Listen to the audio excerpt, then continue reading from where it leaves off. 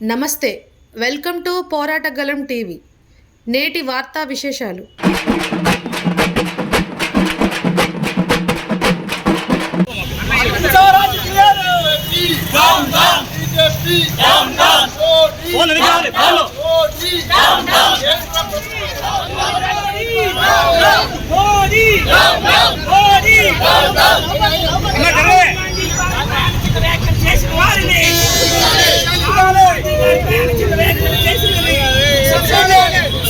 BJP मंडी वही करे, BJP मंडी वही करे। राहुल गांधी गारी नायकत्व, राहुल गांधी गारी नायकत्व।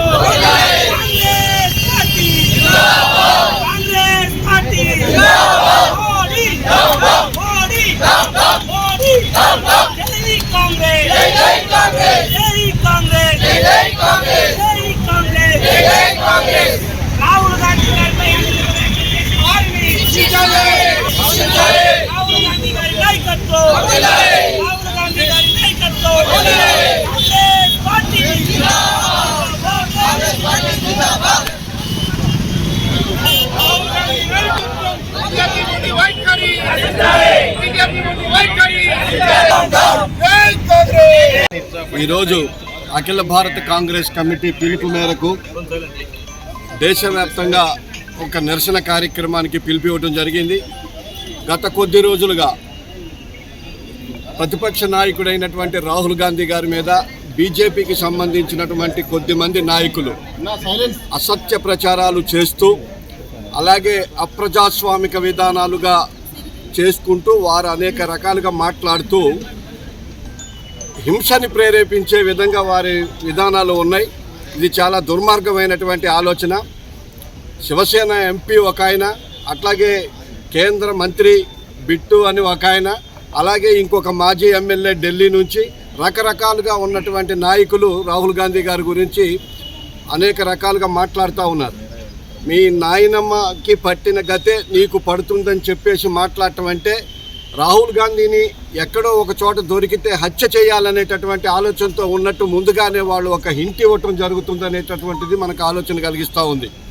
కాబట్టి దానికి నిరసనగా ఈరోజు ఇంతవరకు జరుగుతూ ఉన్న బీజేపీకి సంబంధించినటువంటి నాయకులు ఇంతమంది మాట్లాడుతున్నా కూడా ప్రధానమంత్రి కానీ అట్లాగే హోంమంత్రి కానీ కనీసం నోరు మెదపకుండా, జరిగిన దాన్ని ఖండించకుండా, ఒక ప్రతిపక్ష నాయకుడిపై జరుగుతున్నటువంటి దాడిని ఖండించకుండా వారు నిర్వహిస్తున్నటువంటి విధానాల్ని కాంగ్రెస్ పార్టీ తరఫున, ఖమ్మం జిల్లా పార్టీ తరఫున కూడా పూర్తిగా ఖండిస్తూ ఈరోజు వారిది అఖిల భారత కాంగ్రెస్ కమిటీ పిలుపు మేరకు ఈ దిష్టిబొమ్మ తగలబెట్టేటటువంటి కార్యక్రమాన్ని, నిరసన చేసేటటువంటి కార్యక్రమాన్ని కూడా జిల్లా కాంగ్రెస్ పార్టీ తరఫున తీసుకుంది.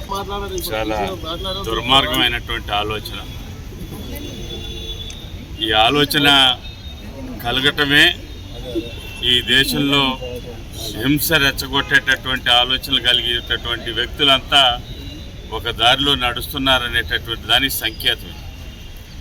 ఆ సంకేతం ఏదైతే ఉందో దుష్ట చర్యలు పొడిగట్టే వాళ్ళకి ఊతం ఇచ్చేటటువంటి ప్రక్రియ బీజేపీ పార్టీ చేపట్టిందనే దానికి ఇది సంకేతం. ఇటువంటి చర్యల్ని మరి ప్రజాస్వామ్య భారతదేశంలో అందరు ప్రజాస్వామ్యవాదులు అందరూ ఖండించాల్సినటువంటి అవసరం ఉంది. ఇటువంటి చర్యల్ని ఎప్పటికప్పుడు కూడా ఈ దేశం ఖండించకపోతే యావత్ భారతదేశంలో గాంధీ మహాత్ముడు లాంటి వాళ్ళు స్థాపించినటువంటి ప్రజాస్వామ్యాన్ని మరి వీళ్లే కాలు రాచిన వాళ్ళు అవుతారు. గాడ్సే వారసులు కాబట్టి గాంధీ మహాత్ముడు దానికి వ్యతిరేకంగా పనిచేసేటటువంటి అవకాశం ఈ బీజేపీ పార్టీకి ఎక్కువగా ఉన్నాయని చెప్పి అర్థమవుతా ఉంది ఈ చర్యల ద్వారా. అందుకని యావత్ జాతి కూడా ఖండించాల్సినటువంటి అంశం అని చెప్పి అందరికీ తెలియజేస్తుంది. బీజేపీ వాళ్ళకి కేంద్రంలో కూడా కాంగ్రెస్ మీద పెరుగుతున్న ప్రజాదారం తట్టుకోలేక ఏం మాట్లాడాలో తెలియక అవాకులు చవాకులు పెళ్తున్నారు.